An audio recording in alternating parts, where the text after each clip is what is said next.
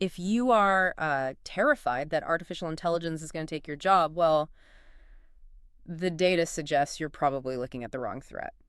Yeah, I mean, the machine sitting on a server somewhere is not going to just walk into your office and replace you. Right. But the person sitting in the cubicle next to you, the one who knows exactly how to leverage that machine, they absolutely might. They absolutely will. It is the ultimate pivot point for the modern workforce.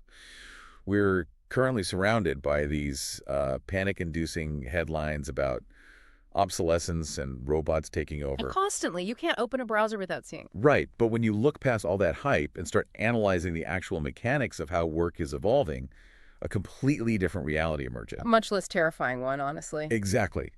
We aren't facing the end of human labor. We are facing a radical restructuring of what human labor actually looks like. Which is exactly what we're dissecting today. Welcome to the deep dive. We are jumping into a highly debated, incredibly relevant document titled AI versus Humans. Are jobs really at risk?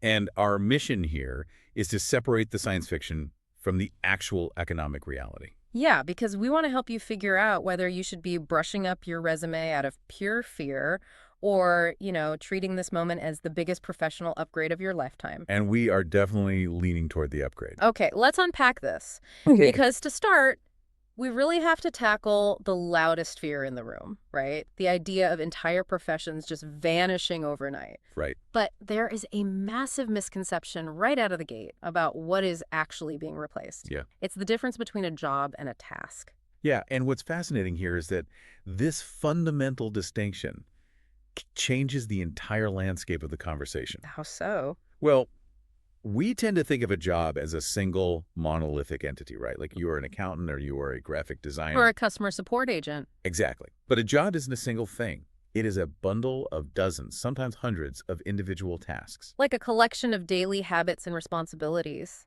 Right. And some of those tasks are highly cognitive and complex, and some are just deeply repetitive and mechanical. Or, So AI does not replace jobs, it disaggregates them.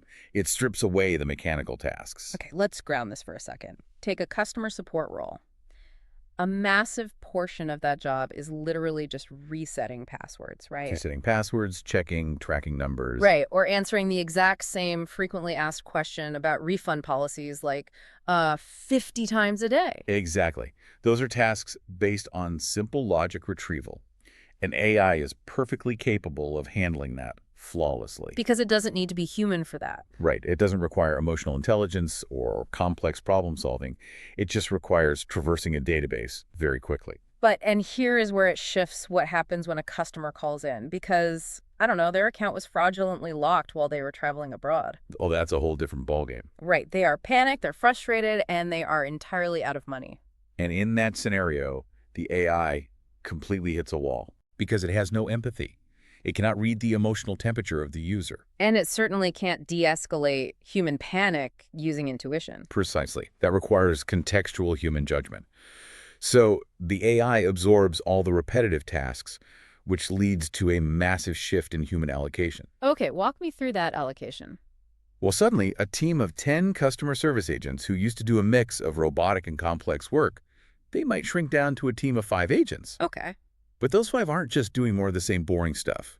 Their entire day shifts to exclusively handling higher value, complex, emotionally demanding escalations. Okay, wait. Hold on. I have to push back here. Go for it. Because if I'm listening to this right now, my anxiety is definitely flaring up. I can see why. Yeah, you just said 10 agents shrink to 5. Isn't that literally just 5 people losing their jobs? It sounds like it, yes. Right. Like if I run a department and AI makes my team twice as efficient, I'm not going to magically invent new work for those other 5 people. I'm going to fire them to keep my overhead low.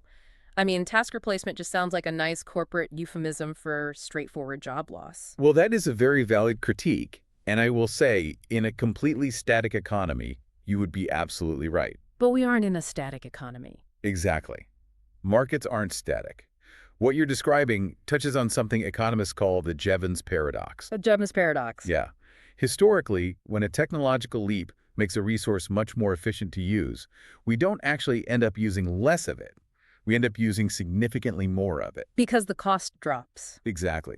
The cost drops and the real-world applications expand. Oh, I see. Like when the spreadsheet was invented? That is the perfect Right. analogy. So VisiCalc and Excel, they didn't destroy the accounting profession, No, not at all. even though they completely automated the absolute worst task of manual paper arithmetic. Exactly. I mean, if your only marketable skill was literally adding columns of numbers on a piece of physical paper. Then yes, your specific role vanished. Right.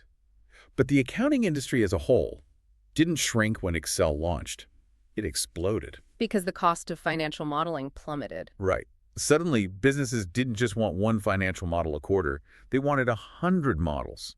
They wanted forecasts for every possible scenario. So accountants had to evolve. They did. They evolved from being human calculators into financial analysts and strategic advisors. So the fundamental nature of the role shifted from like doing the routine action to managing the output. Exactly.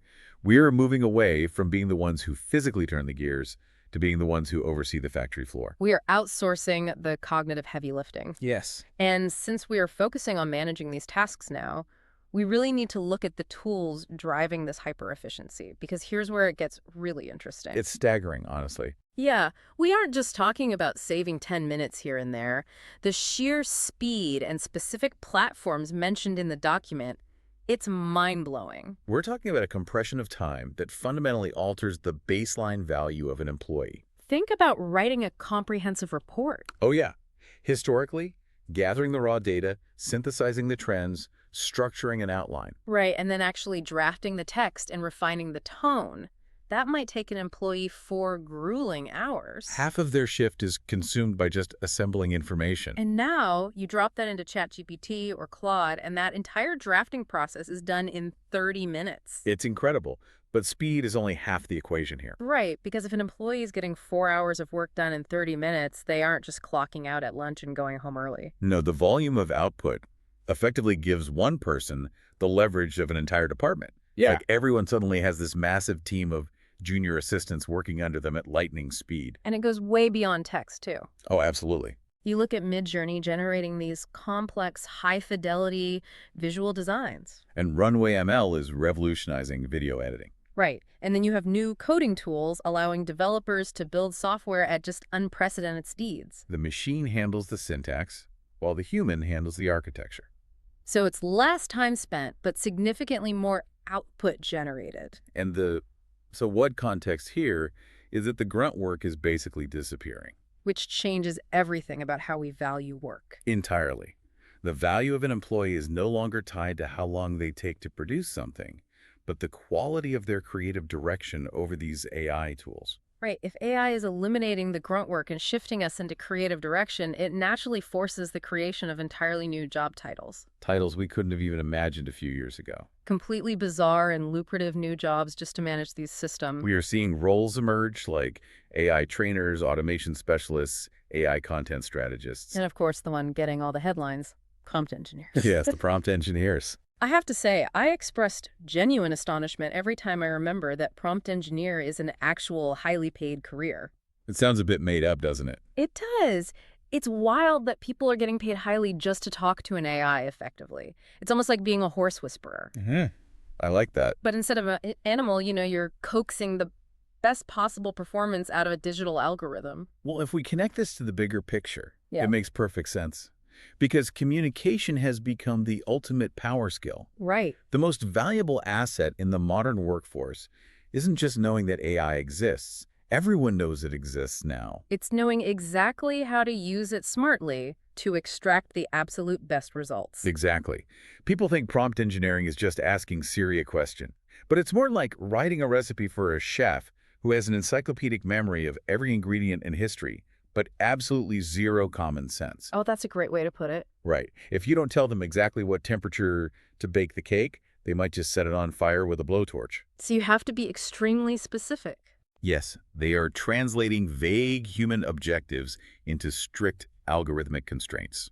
Okay, but with these incredibly specific new jobs popping up, what exactly should you, our listener, focus on? To ensure they survive and thrive in this landscape. Right, because pivoting to become an automation specialist today might not be realistic for everyone. No, definitely not. But when you look at the source document and the research on future-proofing your skill set, the consensus points to three big survival skills. And let me guess, none of them are learning Python. Not a single one. The three pillars